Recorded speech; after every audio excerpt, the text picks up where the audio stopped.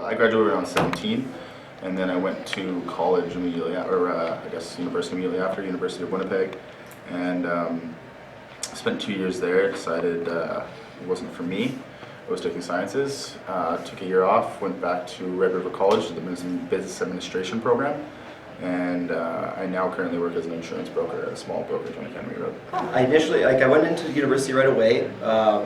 This isn't just for Chris on the tape, but Chris was a big influence, and so was Jim Stein. So I ended up pursuing history. I did an honors degree at University of Winnipeg, and then had kind of a change of heart once master's approached, and now I'm in the after-degree program at UW doing education and working part-time as an education assistant in the school division. So rubbed off. Had some fun times here. We for a long time we were always talking about doing a grade 12 prank here.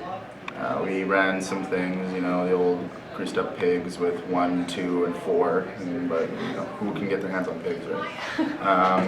Things of that nature we discussed throughout the years, and eventually we decided on going to Gimli Fish Market and getting some fish carcasses, just the bones and whatnot.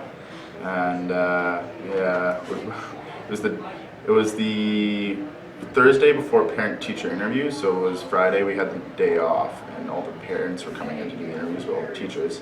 And that afternoon, at about, it was last period, me and some friends of mine, we ran around the school. One of them had like a meter ruler or a broom or something, and he'd poke up the ceiling tiles, and then I would stand there throwing fish in, and we did that all around the school, underneath some water fountains, in like fire bells, some abandoned lockers.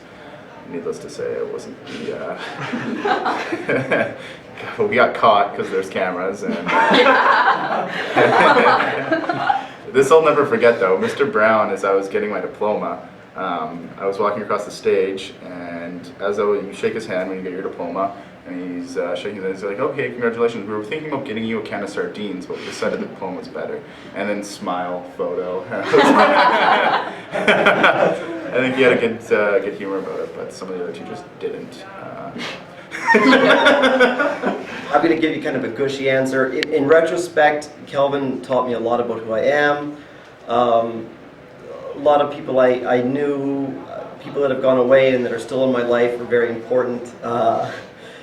As Cam aforementioned, there were cameras, so any kind of prank I tried to pull, I was busted for. So I don't really want to share those right now. But it was a fantastic school, and I still reflect on a lot of memories and experiences I had here.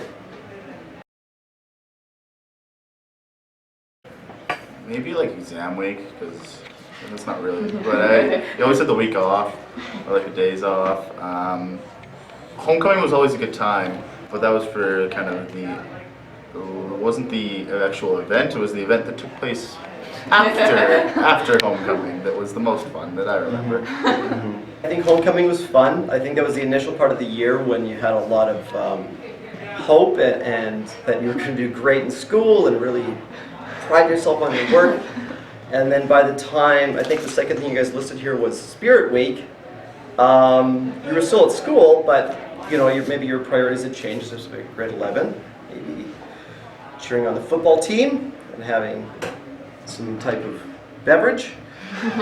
But all of them are good. I mean, I don't know, even all of them were fine. Exam week was fun, grad was fun. Like, there was really nothing, all the events at Kelvin were always pretty fun and pretty good to attend. I don't know if I could call him a predecessor, but I was in the English department, or in English until grade 10 with Jim Stein, who was a huge influence on me. He did social studies, history, and all that stuff in English. And then when I was in French Immersion, it was Chris Young. But Jim Stein, and if I can talk about Steve Don, Mr. Don was an amazing teacher. Donster the Monster. I didn't know that name.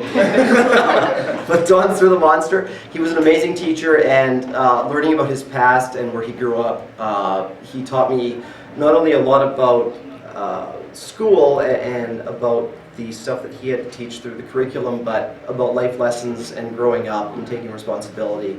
So yeah, Steve Don, Jim Stein, Chris Young were three amazing teachers. When I was in English, I really enjoyed Miss Hanson's classes. She motivated me enough to actually pay attention and do my work and be really interested in the class, as well as some memorable ones. Mr. Clark, he retired the year that we graduated. He's good. He was a nice, entertaining woodshop teacher. He's one of my favorites. Looked like Santa Claus. He's good. Good guy. Enjoyed his work. Mr. Engel, you got me through grade 11 math. If you're still here, thank you very much. You were a great teacher, and the reason I'm in university is because you were super patient, because I was not not the best student, but you got me through grade 11 math. So if you're still here, awesome, man. First thing I would suggest is, I was always strong in social sciences, so English, social studies, history, all of that. A's, I ended up on the honor roll somehow magically in grade 12. Still not sure who I bribed or whatever. But if there's subjects you're weak in, especially if they're science or math, just do them.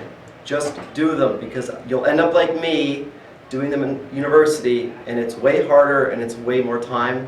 So whatever Costs more subjects, money. and it costs money. You're free right now, so if whatever grade 12 students are watching this, do your math and do your science now while it's free and you have great teachers accessible, because it only gets harder and more expensive.